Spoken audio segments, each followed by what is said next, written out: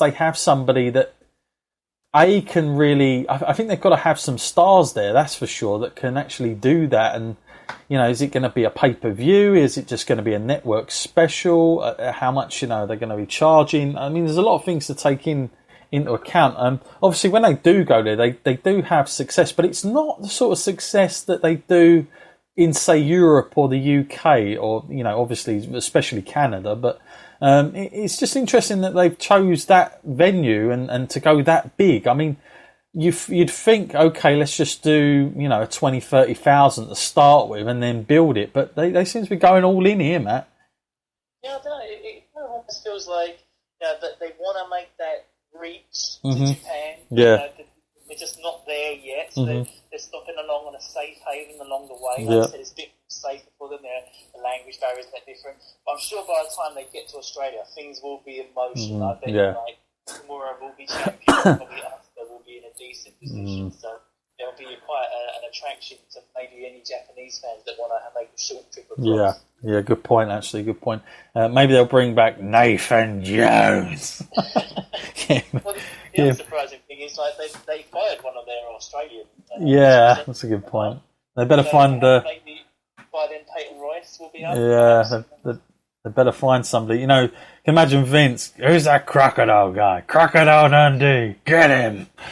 That'll be the celebrity aim for it, won't it? I love him down there. Well, that'll be interesting to see further develops. But yes, thank you for your question there, Leo. It'll be interesting to see what happens and whether they do have good luck down there. And speaking of luck now, brings us on to Stay Lucky, Matt, another regular to the show. And Stay Lucky's got Goldberg in his mind here. Goldberg being inducted to the Hall of Fame this year is absolutely amazing. I'm a big Bill fan, but do you think he will feature in any way at Mania? Also, what about Jeff Jarrett? Thank you, Stay Lucky. So obviously, we found out very quickly early on last year, Matt, when Goldberg first, actually the year before last, when he first came back, and we quickly understood, Matt, that Goldberg has quite the following, especially listeners on this podcast. So I try to stake very, very good words and positive words about Mr. Goldberg now. So I'll call him Mr. Goldberg from now on. Yes, Mr. Goldberg at WrestleMania, of course, Matt. He's going to be inducted this year, which kind of, for me, told me that he's not going to be doing anything too wild, especially a match at WrestleMania, that's for sure. But any chances, do you think, of seeing Mr. Goldberg at WrestleMania in some sort of way, coming out, or is it just going to be the wave in and off you go again? I kind of feel like they would have made a big deal if he was going to be in any sort of active role at WrestleMania. When they've had that opportunity in the past, they haven't shied away from it. Yeah. And I think the way that Goldberg sells as well, they would actually make it for that. So I wouldn't say he's actually going to be doing anything much more than participating in the Hall of Fame kind of ceremony and doing his usual duties there.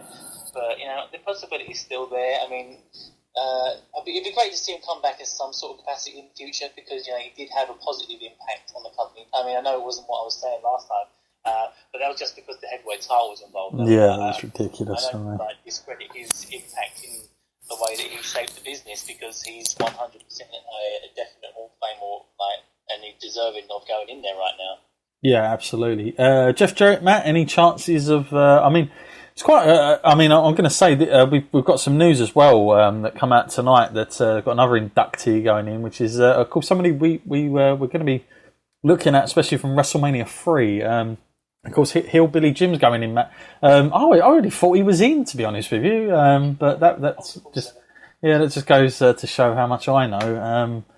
Can't actually remember the last time I looked at the Hall of Fame, actually, to be honest with you. That's how interesting that gets for me. But he's not in there. He's been announced tonight. But it's quite an interesting lot, sort of the categories of people that we got going in. When you think of Ivory and Goldberg and Jeff Jarrett, which I just thought, how the heck is Jeff Jarrett there? But it just goes to show you that, when it comes to business, they are willing to do that move. Anything for you, Matt, with Jeff Jarrett coming out? Or do you think that'll just be left just for the night of the Hall of Fame? And maybe, I'd say there's more likely of seeing Jeff Jarrett maybe on a Raw or even same with Goldberg. I think there's more chance of seeing him do something then a bit like Kurt Angle did last year. Like, if there is a role for Jeff to play on TV, I'd expect him more on Raw than I would WrestleMania. But for you, Matt, is there, or even what about NXT? You never know. If they are going down that route with Jeff helping out that stuff, maybe there's something there for him there. But any other things for you, Matt? You could see him doing at WrestleMania? Maybe a song with the roadie. No, Spin my wrist. I wouldn't go through that. What I would say is, like, year in and year out, we've seen that every year there's progress with Triple H, isn't there? He seems to be taking on bit by bit, more of the role of like being the man in charge. And of course, as he takes on more of those roles, more of his time is consumed. He has to delegate to someone else somewhere along the line. I know NXT is based, you've got to give that up sooner or later when you actually have to start taking a hand-on control and stuff like Raw and SmackDown, which, that's got to be on the cards at some point. And, we've seen what Jeff Jarrett can do. He took a company that made nothing into something. I know we joke about TNA now, but there was a time when it was a highly interesting product, and he turned it that way. He made it something that was kind of an alternative to WWE and a viable one, and something that people actually took an interest in. It was a shame how things all panned out at the end, but you can't discredit that Jeff Jarrett has a creative mind, and he does have a passion for wrestling and a good mind for it. So he's definitely got some great ideas and some contribution that he can put in, and particularly down in NXT. A lot of those younger guys can learn a lot from someone like him who's been in every aspect of the business. Yeah, absolutely. Totally agree. Do you think it'll be the Road Dogg inducting him to the Hall of Fame this year, Matt? Is that, That's pretty cool. I wouldn't be against that. I think that would be a good move, because there was, particularly for the fans that can remember that was a quite an original storyline at the time, and I would be interested to see that happen. But this class of Hall of Fame, I don't know what it is about this class, but it's just grabbed my attention. Maybe it's because it's hitting all the right notes from kind of my time of really getting into wrestling. Who have we got in there now? Let's just take us back. We've got Ivory, we've got obviously Hillbilly Jim, we've got Jeff Jarrett. Who else is there? The Dudleys. Oh, the Dudleys, yes, of course. I completely forgot. They were one of the first ones. So it's quite a mixed array there. Yes, people that we... kind of people, except Goldberg aside, though, some of these people are a little bit underrated. Like Jeff Jarrett, like I said, unless you know in depth about the background of wrestling and what the impact he had, you wouldn't probably credit him as much for his in-the-ring work. Yeah. But also someone like Ivory, she is kind of one of the pioneers of women's wrestling, and actually was a real legit wrestler in a time when they were being used more for their aesthetic appeal. Yeah, no, totally agree. Hall of Fame looking really good. Obviously, Matt, in years gone by, I know it's something you've never really sort of gone to the Hall of Fame as far as a watch. Could this be the first year you actually tune into this, you reckon?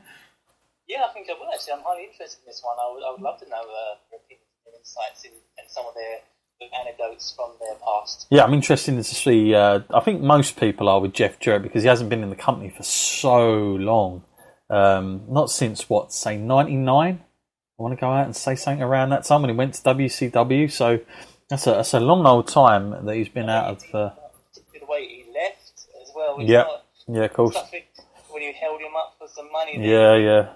Holds grudges, but, it's good to know that, you can put that in the past, because it's business at the end of the day, and he made the power move that he had. He actually had the power to do it. Yeah, and of course his dad, Jerry Jarrett as well, who very influential in the business as well. So he was a second generation star there, Jeff Jarrett. But it'll be cool to see him in the Hall of Fame. Thank you very much. Stay lucky, and of course, stay lucky always ends with stay lucky. Of course. Another new name here. This one, unless he's changed his name, interesting name as well. Could be a wrestling name. This one, I reckon. Turnbuckle Johnson. Emails in there. And he's not happy, so get ready for it, folks. This is our first sort of cuss word of the evening here. Roman is a big, stupid bastard. Few people are saying now, after a couple of lines, he's the new Bobby Heenan on the mic. Give me a break. Roman can't work. I'm sorry, but his best matches have been with guys carrying his ass. Hope Brock wins. I hope Roman breaks his legs on the way, so we get Brock versus Braun. I think it's safe to say that Turnbuckle Johnson is not a fan of Roman Reigns here on that account, Matt. But just to talk about, there's no real question. It's more of a statement there. Statement, as Booker T would say. It's a statement. The only words, the only lines he would say, that's for sure. He definitely wasn't a Bobby Heenan. But yeah, I mean, everybody did blow up and, say, this is great from Roman Reigns. This is like new pipe bomb. But not quite the effect, at least on my part, not CM Punk level pipe bomb, that's for sure. And also the idea that people thought, every time they say, I don't know why they say that line, Matt, because it automatically tells me they did give you permission to say it. When they say the line, they don't want me to say it in the back. I just think, yeah, here we go again. Because if they really wanted to be different, he would. There were so many creative ways you could do that, where you're like, oh, I don't know if he was supposed to say that. Whether he's just saying it in a different spot, not in the ring, looking into the camera, the hard camera that is literally next to him. That sort of stuff. There's a lot of things there that you think, of course, he was meant to bloody say it. But I mean, again, we are fans that watch it in our way, and of course, we report about this stuff. So I guess maybe there's a few casual fans out there that think, oh yeah, kind of totally agree with what he says. Now, in his lines, Matt, it hit home to a lot of people and it made sense to a lot of people. I get that. But I did think people were blowing up on this, maybe slightly over-exaggerating how good it was. Yes, I think for Roman Reigns, this was quite a big deal for him. But I think if you was to put it up against a lot of the good speakers, good talkers in the past, this is not really something that gets my blood going, and I'm pumping, can't wait for what Roman's going to say tonight type of thing. It's not something I'm holding my breath for, let's put it that way, Matt. For you, how good was it? Was it as good as what everyone was saying, or was it just the content he said rather than the way he said it?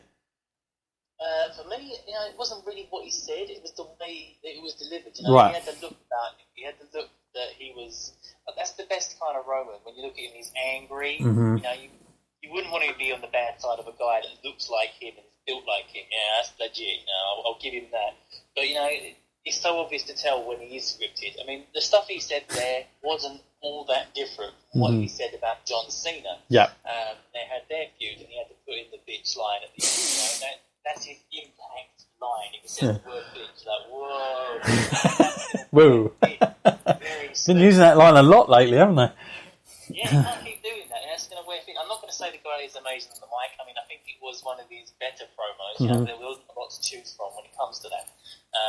But what I will say is, it's not the guy's fault. He's just a tool at the end of the day. He's their company man. He's going to go out there and do what he's told. And if he's supposed to be used a certain way, he will be used that way. I mean, I'm not going to say he's the worst in the ring worker I've ever seen. He's not the most undeserving champion I've ever seen. Yeah. The fact that you're in a company now when they have the ability to buy up all these talented wrestlers and put them all on display, okay, it can be questionable why he is at the top of the mountain. But his dedication is there as 100% to the company, and you don't have to worry about some of the stuff that you do have to worry about. Will he stay with you? Will he will he hold you up for some money? No, he's not going to do any of that stuff. He's going to do exactly what you want him to do. Yeah, no, totally agree with that. I mean, look, same as what Matt said, listen, bell to bell, I'm not a massive Roman fan. I do think he's got a great impact moves. He's very much of the Goldberg sort of rub, if you will. He's that sort of same sort of cloth, if you will. That sort of high impact moves are good. But the only issue is now, in an age where you've got the likes of AJ Styles and Nakamura working on the other side, you're looking at that and thinking, I'd rather watch that than watch Roman do, these sort of, all this sort of stuff, and do the shotgun thing and the gun, all that. People, but I think obviously I'm not going to go through old news here, because we all know he's been forced down our throats at every given opportunity, Roman Reigns, which is why he's got this stigma with him. And to be honest, I think in the past year, this has been one of his better wrestling year calendar. I would say it's one of his better ones. I think the matches with Braun have been very good. I'm not going to say that that's not because Braun is a great worker. Of course he is. But I just think He's had some better people. He's had some better feuds this year, Matt, that I've actually enjoyed more. I think since coming off The Undertaker. I mean, I will say this much. I do feel the match he had with Brock and Triple H at the past 2 WrestleManias, there is an argument to be